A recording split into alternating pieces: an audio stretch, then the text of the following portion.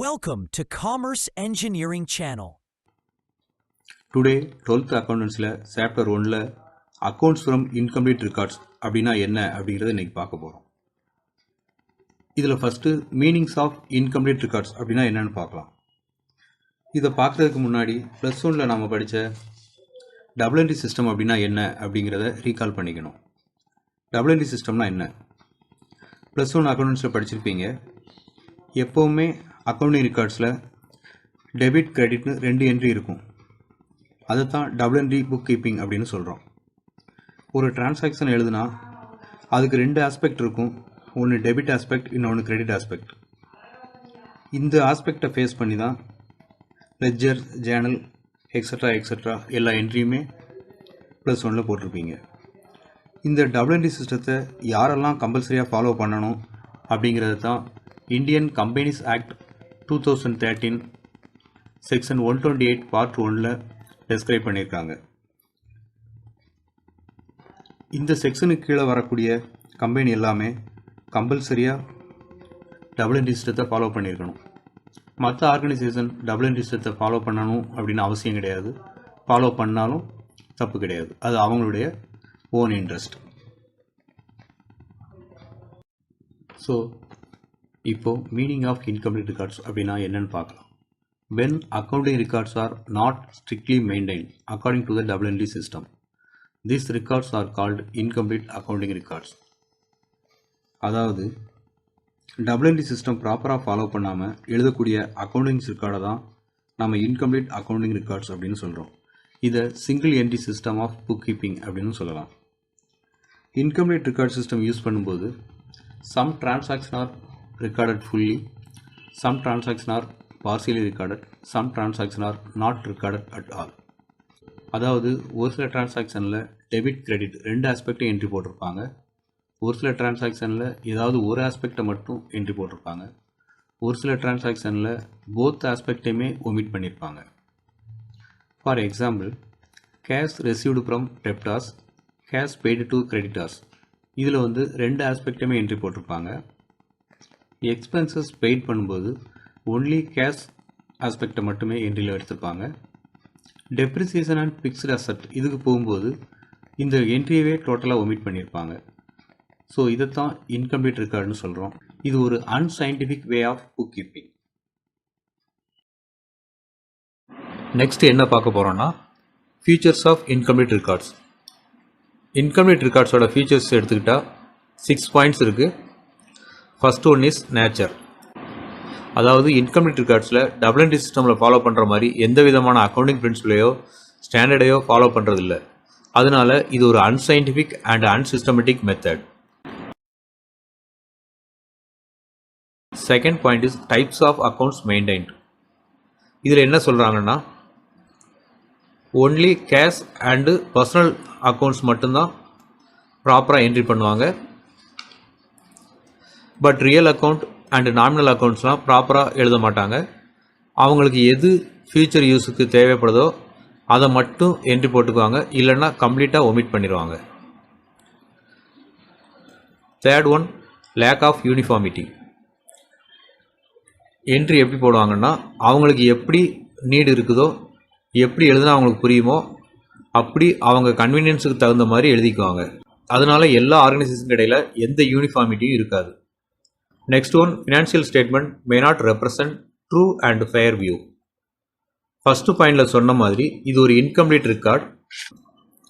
இந்த இன்கம்ப்ளீட் என்ட்ரியில் இருக்கிற இன்கம்ப்ளீட் அண்ட் இன்அக்யூரேட் இன்ஃபர்மேஷன்ல இருந்து கிடைக்கிற ரிசல்ட்டான profitability, that means profit or loss, asset and liabilities எல்லா இன்ஃபர்மேஷனும் உண்மையான ஃபினான்ஷியல் பொசிஷனை காட்டாமல் போகலாம்.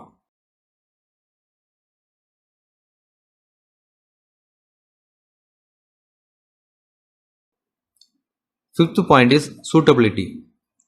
இது ஒரு ஸ்மால் சைஸ் ஆர்கனைசேஷனுக்கு மட்டும்தான் சூட் ஆகும். ஏன்னா ஸ்மால் சைஸ் ஆர்கனைசேஷனுக்கு தான் எந்த விதமான லீகல் ஆப்ளிகேஷனும் கிடையாது. அதாவது ஷேர் டிஸ்ட்ரிபியூஷன், டேக்ஸ் சப்மிஷன் இந்த மாதிரி எந்த ரெக்யர்மெண்ட்ஸும் கிடையாது.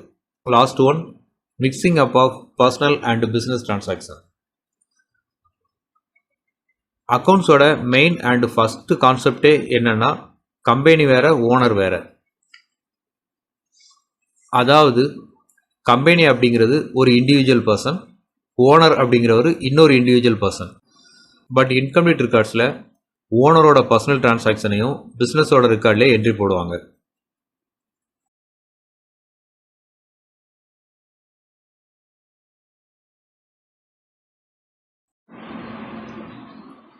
Next topic is limitation of incomplete records. இது வரைக்கும் சொன்ன மீனிங்ஸ் அண்ட் ஃபீச்சர்ஸ் வீடியோவை நல்லா தெளிவாக பார்த்துருந்தீங்கன்னா இனிமேல் பார்க்க போகிற லிமிட்டேஷன் அண்ட் டிஃபரன்ஸ் இந்த டாப்பிக்லாம் உங்களுக்கு ரொம்ப ஈஸியாக இருக்கும். ஏன்னா மீனிங்ஸ் அண்ட் ஃபீச்சரில் என்ன பாயிண்ட் பார்த்தோமோ அந்த பாயிண்ட் தான் இனி வரப்போகிற டாப்பிக்கு ரிப்பீட் ஆகும். ஓகே, அதனால் சப்போஸ் இதுக்கு முன்னாடி உள்ளதை நீங்கள் மேலோட்டமாக பார்த்துட்டு வந்திருந்தால் வீடியோ ரிவைண்ட் பண்ணி மீனிங்ஸ் அண்ட் ஃபீச்சர்ஸை இன்னொரு தடவை நல்லா பார்த்துக்கோங்க. இப்போது லிமிட்டேஷன் ஆஃப் இன்கம்ப்ளீட் ரெக்கார்ட்ஸ்னால் என்ன அப்படிங்கிறத பார்க்கலாம். லிமிட்டேஷன் ஆஃப் இன்கம்ப்ளீட் ரெக்கார்ட்ஸ்லையும் 6 பாயிண்ட் இருக்குது. ஃபஸ்ட்டு ஒன்றில் பாருங்கள், lack of proper maintenance of record. So ஏற்கனவே சொன்ன மாதிரி கேஷ் அண்ட் பர்சனல் அக்கௌண்ட்டை தான் ப்ராப்பராக மெயின்டைன் பண்ணுவாங்க, ரியல் அண்ட் நாமினல் அக்கௌண்ட்டை ப்ராப்பராக மெயின்டைன் பண்ண மாட்டாங்க. அதனால இது ஒரு unscientific and unsystematic record.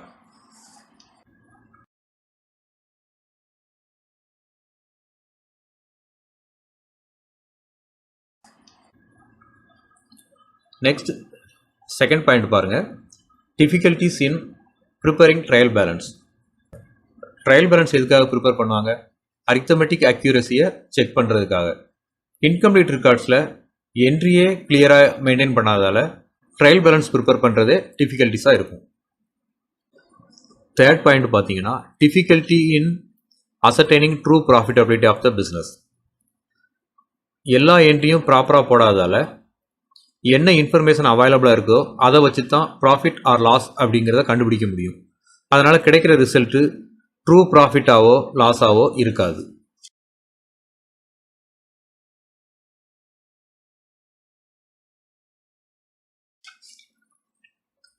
Fourth point is difficult in ascertaining financial position. Financial பொசிஷனுங்கிறது ஆர்கனைசேஷனோட அசட் அண்ட் லயபிலிட்டிஸ் வச்சு தான் டிசைட் பண்ண முடியும். இந்த இன்கம்ப்ளீட் ரெக்கார்டில் இருந்து எஸ்டிமேட்டாக ஒரு அசட் ஆர் லயபிலிட்டிஸை தான் நம்ம கண்டுபிடிக்க முடியும். ஸோ ட்ரூ ஃபினான்ஷியல் பொசிஷன் கிடைக்காது.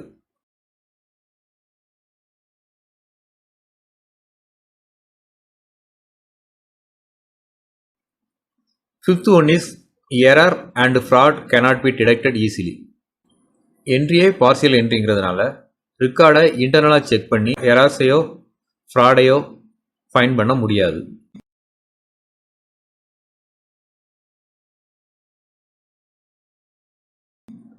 Last point is unacceptable to government and other authorities. நாம் பிஃபோராக பார்த்த மாதிரி லீகல் ஆப்ளிகேஷன் இல்லாத ஆர்கனைசேஷன் மட்டும்தான் இந்த இன்கம்ப்ளீட் ரெக்கார்ட்ஸை ஃபாலோ பண்ணுவாங்க. அதனால்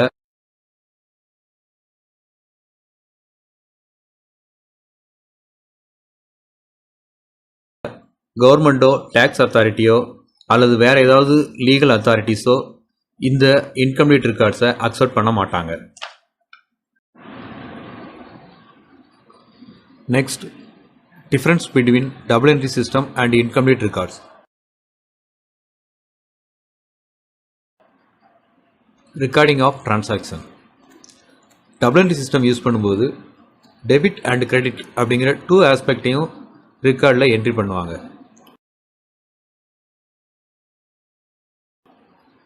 but incomplete or single entry சிஸ்டமில் சம் டிரான்சாக்ஷனில் டெபிட் அண்ட் கிரெடிட் 2 ஆஸ்பெக்டையும் என்ட்ரி போடுவாங்க. சம் டிரான்சாக்ஷனில் ஏதாவது ஒரு ஆஸ்பெக்டை மட்டும் என்ட்ரி போடுவாங்க. சம் டிரான்சாக்ஷனில் டோட்டலாக ஒமிட் பண்ணிடுவாங்க. Next point, types of account maintained. Double entry சிஸ்டமில் ப்ராப்பராக personal, real and nominal accounts அப்படிங்கிற 3 அக்கௌண்ட்ஸையும் மெயின்டைன் பண்ணுவாங்க. இன்கம்ப்ளீட் ஆர் சிங்கிள் என்ட்ரி சிஸ்டமில் கேஷ் அண்டு பர்சனல் அக்கௌண்ட்டை மட்டும்தான் ஃபுல்லாக மெயின்டைன் பண்ணுவாங்க. ரியல் அண்ட் நாமினல் அக்கௌண்ட்டில் பார்சியலாக தான் மெயின்டைன் பண்ணுவாங்க.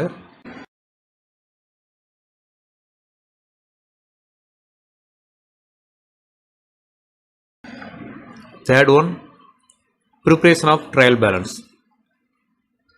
ஸோ டபுள் என்ட்ரி சிஸ்டமில் அரித்தமெட்டிக் அக்யூரசி செக் பண்ணுறதுக்காக ட்ரையல் பேலன்ஸ் ஈஸியாக ப்ரிப்பேர் பண்ணலாம்.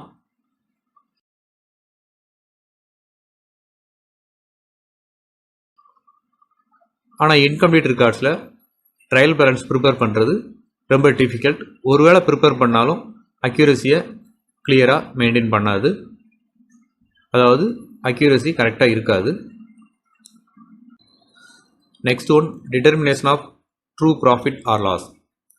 டபுள் என்ட்ரி சிஸ்டமில் ப்ரிப்பேர் பண்ணுற ட்ரேடிங் ப்ராஃபிட் அண்ட் லாஸ் அக்கௌண்ட்லேருந்து கரெக்டான ப்ராஃபிட் ஆர் லாஸ் அப்படிங்கிறத ஃபைண்ட் பண்ண முடியும். இன்கம்ப்ளீட் ரெக்கார்டில் trading profit and loss account prepare பண்ண முடியாது. அதனால ப்ராஃபிட் ஆர் லாஸ் கரெக்டாக நம்மளால் கண்டுபிடிக்க முடியாது. Fifth one is determination of financial position. Double entry சிஸ்டமில் எக்ஸாக்ட் ஃபினான்ஷியல் பொசிஷனை பேலன்ஸ் ஷீட் ப்ரிப்பேர் பண்ணுறது மூலமாக we can find out. But incomplete ரெக்கார்டில் பேலன்ஸ் ஷீட் மூலமாக estimate asset or estimate liability தான் கண்டுபிடிக்க முடியும். ஸோ ட்ரூ ஃபினான்ஷியல் பொசிஷனை ஃபைண்ட் பண்ண முடியாது. Next, suitability. Record double entry சிஸ்டத்தில் மெயின்டைன் பண்ணியிருந்தால் எல்லா டைப் ஆர்கனைசேஷனுக்கும் சூட் ஆகும். But incomplete record small size ஆர்கனைசேஷனுக்கு மட்டும்தான் சூட் ஆகும். செவன்த் பாயிண்ட் இஸ் ரிலையபிலிட்டி, அதாவது நம்பகத்தன்மை. டபுள் என்ட்ரி சிஸ்டமில் அக்கௌண்டிங் பிரின்சிபலை பேஸ் பண்ணி எழுதுகிற சயின்டிஃபிக் சிஸ்டம்ங்கிறதுனால ரிலையபிளாக இருக்கும்.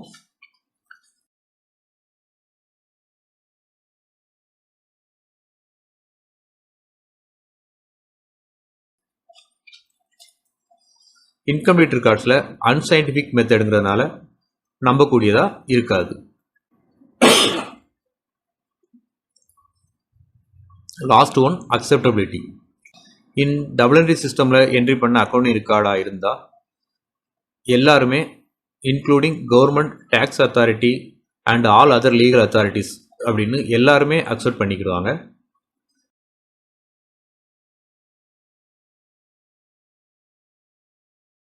ஆனால் இன்கம்ப்ளீட் ரெக்கார்ட்ஸை எல்லாருமே அக்செப்ட் பண்ணுவாங்கன்னு சொல்ல முடியாது.